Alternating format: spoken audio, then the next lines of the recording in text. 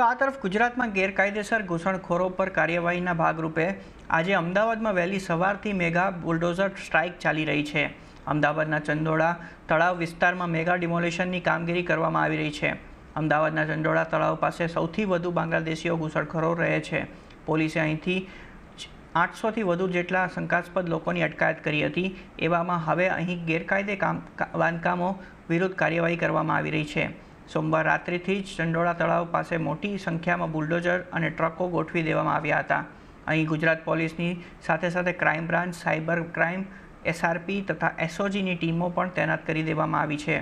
કુલ 2000થી વધુ જવાનો તૈનાત કરાયા હતા, જ્યારે 1500થી વધુ એએમસીના કામદારોની સાથે અંદાજે 60થી વધુ બુલડોઝર અને 200થી વધુ ડમ્પરનો ખડકલો ચંડોળા તળાવ પાસે કરી દેવાયો હતો।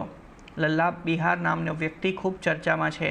લલ્લા બિહારીએ પચાવી પાડેલી 2000 વાર જગ્યા ખુલ્લી કરીને તેને ગેરકાયદે ફાર્મ હાઉસને તોડી પાડવામાં આવ્યું છે। Farm house room, kitchen, children play area, garden, ફુવારા, મિની સ્વિમિંગ પુલ, હિંચકા અને એસી સહિતની સુવિધાઓથી સજ્જ હતું। લલ્લા બિહારી ગેરકાયદે ફાઇનાન્સનો ધંધો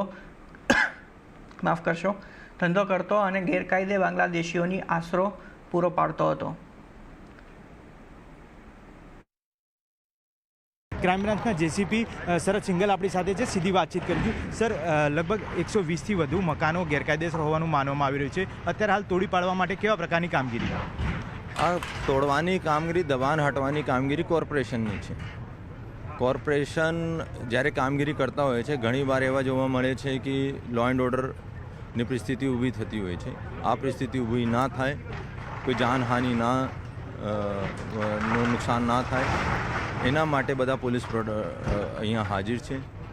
અત્યારે લાલુ બિહારી જો પહેલાં પણ પેરોલ જમ્પનો કરીને ભાગી ગયા હતા અને એનો દીકરા અહીંયા ગેરકાયદેસર કોર્પોરેશને કાલે સર્વે કર્યો તો આ પાયો કે ભાઈ આ મોટા ચંડોલા તળાવના ઉપર મિટ્ટી મૂકીને કેટલી બધી ગેરકાયદેસરો મિલકત બનાવી છે। આ મોટો ફાર્મ હાઉસ આપ જોઈ શકો છો, એમાં કેટલા બધા રૂમ્સ છે। આ રૂમ્સમાં પ્રોસ્ટિટ્યુશનનો ધંધો પણ કરાવતો હતો ગેરકાયદેસર બાંગ્લાદેશી જો લેડીઝ હતી, અને ઘોડો ગાડી બધા છે, અને 250 જેટલી આટો પણ એને કબજે કરી નાખી છે।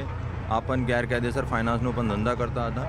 અત્યારે ગઈકાલે ક્રાઇમ બ્રાન્ચે ગુના દાખલ કર્યા છે। ઘણા બધા બાંગ્લાદેશીઓની ઇન્ટેરોગેશનમાં જાણવા મળ્યું કે આ લોકોનો જો ભાડા કરાર કરવામાં આવે સિયાસતનગરમાં, એમાં મોટા ભાગ પૈસા લઈને અલાલોભાઈ કરાવતો હતો, એના આધારે ગુના દાખલ કર્યો।